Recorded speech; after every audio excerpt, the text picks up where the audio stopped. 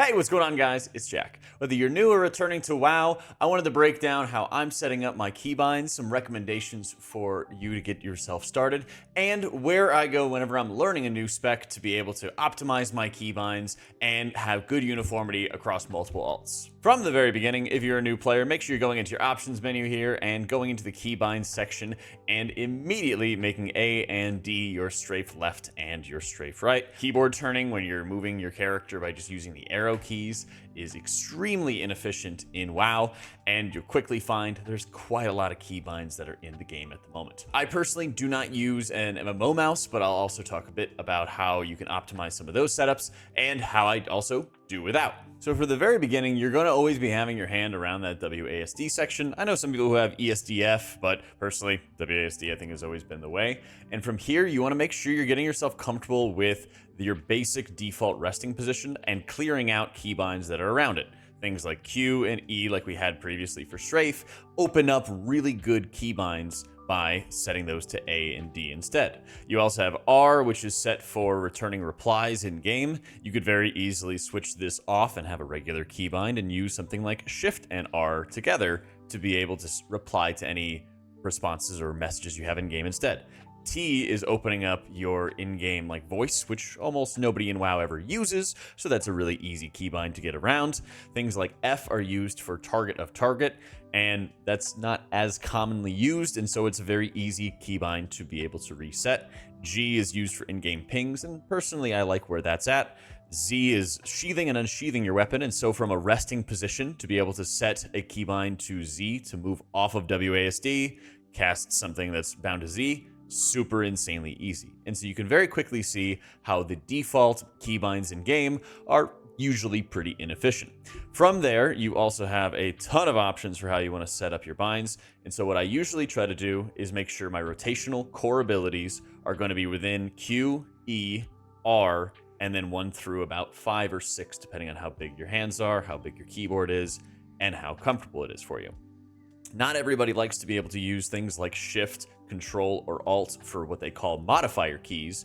And just like we mentioned before with reply, you could set something to Shift and then R and then set a keybind that way. Those are really, really helpful to be able to start clearing some space. So what I like to do is I have 1 through 7 bound so that my key and core abilities, those like Smite or Holy Fire, are on these 1 through 6 really sections. On 1, I have Smite. On 6, which is more of a reach, I have Holy Word Sanctify. With a lengthy cooldown, it's okay for me to leave my resting position here at WASD, reach for 6 to be able to hit a button that I might be casting maybe 1.5 times a minute. From 7, I have a potion bound to 7. Since that is a very far reach, the more you're extending from that resting position, the rarer of a ability that you would like it to be. Similarly, for my raid cooldowns, F1 is bound to Divine Hymn, which is a major rotational cooldown setup, whereas F4 is bound to Symbol of Hope. And so from the very beginning, core rotational abilities are going to want to be around 1 through about 5, Q, and then any of the other binds that are centric towards, or that are adjacent really, to WASD. So Q, E, R, Z, and X, even F if you'd like to. All of these want to be very frequent so that you're not leaving your resting position, and it's also less likely to have like a fat finger because these abilities are right where you need them. From there, you can start using Alt, Control, and Shift modifiers to be able to set up additional keys as needed. So what I have is major cooldowns on Alt 1, which is something like Salvation and Apotheosis. These are abilities that I'm hitting about every 1.5 minutes, or in the case of Salvation, every 5 minutes. And so there's a long time that it's going to take before I activate that ability again. Then I also like to use modifiers for my defensives so that every single character has around the same defensives at the same location. Shift 2 is what I use for a regular defensive, and I just make sure I'm using my pinky and Shift 2 so that every single time on every single character I play, it's going to be optimizing that defensive. Similarly, my health pots are bound to Shift 3 and then Shift 4. Now, these are larger keybinds than most people are going to have, or they're a bigger reach for people. So depending, again, on your hand size, on that level of comfortability, it's going to depend on how you like to have it set up. Now you might be wondering, how do you best find those rotational abilities and how frequently am I casting these abilities? If I have a general idea of like where I want to put binds, how do I find what I want to do? Well, there's a couple different good methods.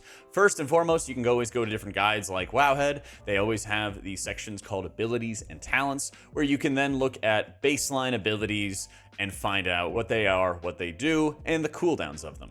Things like Shred, for example, are often marked as being filler spells right here, and so you know you're going to be casting this fairly frequently. Things like defensive cooldowns are a nice section to be able to have, so like I mentioned before, I have all of my defensives in the same spot across all of my characters. I'm going to have, Desperate Prayer, Bark Skin, Divine Protection, the works, all in the same area. When you're looking at some of the talents, this is usually where you're going to start looking for lengthier cooldowns and where they're going to be best situated. So something along the lines of a Swift Mend with a 15-second recharge, you may not want to have this on like the 1 key, but you would like to have it close enough to your entire setup or to your resting position because you're going to be able to utilize this ability frequently. If you want to see how frequently those abilities are going to be used, well, Warcraft Logs has an excellent breakdown that you can take advantage of, where you can go into raids, dungeons, and then be able to pull up logs of players.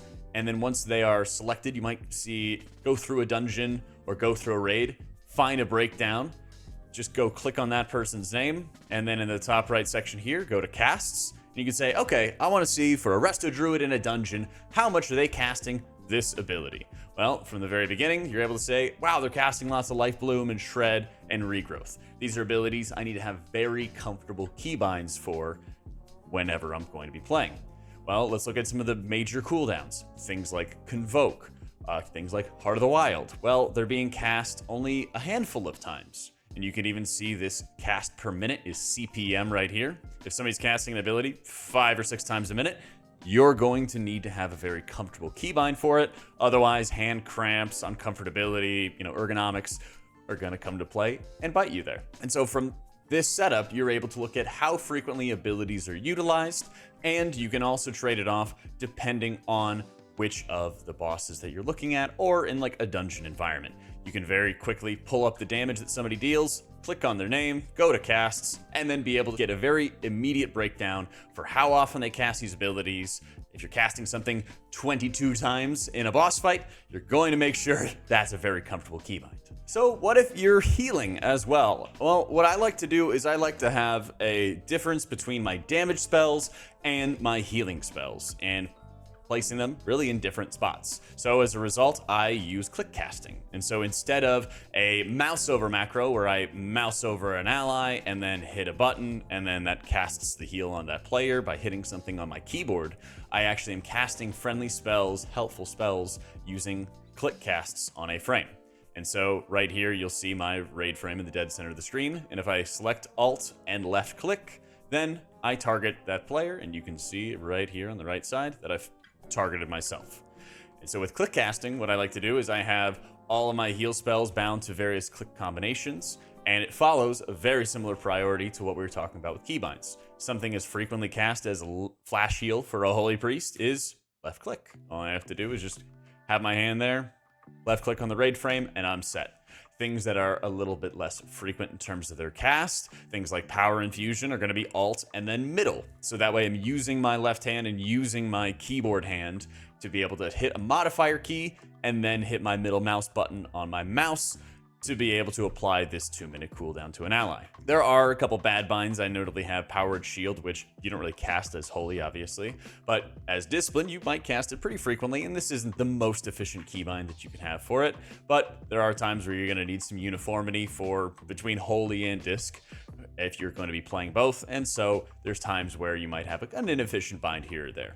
But other abilities like Guardian Spirit, I have bound control middle, so when I select control with my left hand, middle mouse button on my right, I'm then applying my Guardian Spirit tank external. If I was playing disc, in the exact same spot, I would have pain suppression bound. And so whenever I swap specs, that's how I'm going to set it up.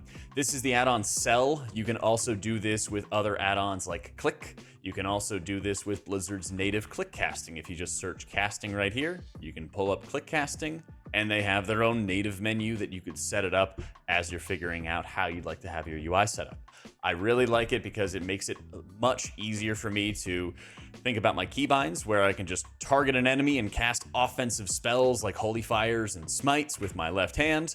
And then if I want to cast on allies, I'm clicking on their frames in order to do so. If you'd ever like to maximize your keybinds, there's a great add-on called OPIE, O-P-I-E, it'll be linked in the description down below. And what it does is allows you to set various keybinds for radial dials. And so what you have to do is just open up the add-on here and you can go into a custom ring. So what I do is I have a consumables ring where my food, flask, augment runes, weapon runes are all located in one central location. So for these abilities, they're frequently ones that I'm using out of combat, like refreshing my flask. And so I'm hitting Alt and then R, but of course you could set any keybind that you want. But this is a very awkward keybind if you try to hit Alt R. So this is not something I recommend you're using for combat abilities. This is something I want to use outside of combat. And so I hit another keybind, and here I bound all of my portals to my various dungeons.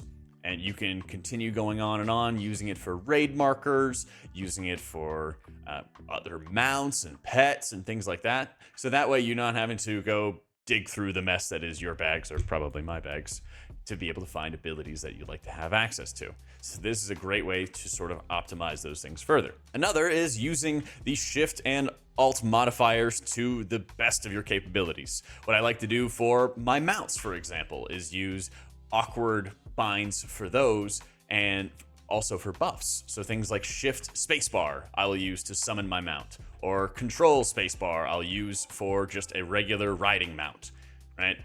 I also like to use things like Shift and then middle mouse button for buffs. And so the larger of a reach that you're going to have from that resting position, the more likely these keybinds are going to be for what I would really call utility, or just really like out of combat or non-combat abilities and items in the game. So if you wanted a quick recap, make sure that your resting position is starting at WASD with strafe on A and D. Every bind that's really adjacent to your resting position, things like Q, E, R, F, Z, and even X if you'd like to as well, are all going to be those major rotational abilities that you wanted to spam and use very frequently. From there, making sure you have some uniformity with raid cooldowns, utility cooldowns, and binding them into the same or more or less the same locations every single time. My Trank, Revival, Divine Hymn, Devotion Aura are all bound to F1 as an example, so that when I go play multiple characters, I just have to hit that same button every single time to know this is the big button that's going to save lives. Similarly, when I'm using click casting to heal onto my allies, I follow uniformity there, where left click is going to be my flash heal, my flash of light, my vivify, my regrowth abilities, and then my stronger single target abilities are bound to things like shift left click.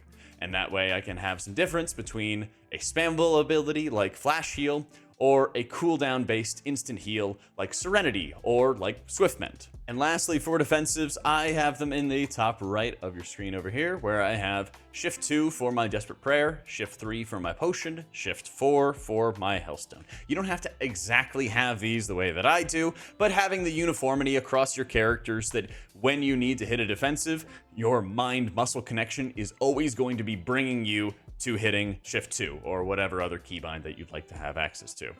Depending on those preferences, the hand size, the keyboard, it can make quite a bit of difference as you're getting yourself set up. Thank you so much for checking out our video on key bindings. If you're enjoying this kind of content, be sure to subscribe, and huge thank you to our patrons and Twitch channel members who are making all of this content possible. Thanks so much for watching, guys. I hope you all enjoyed it, and I'll catch you all next time.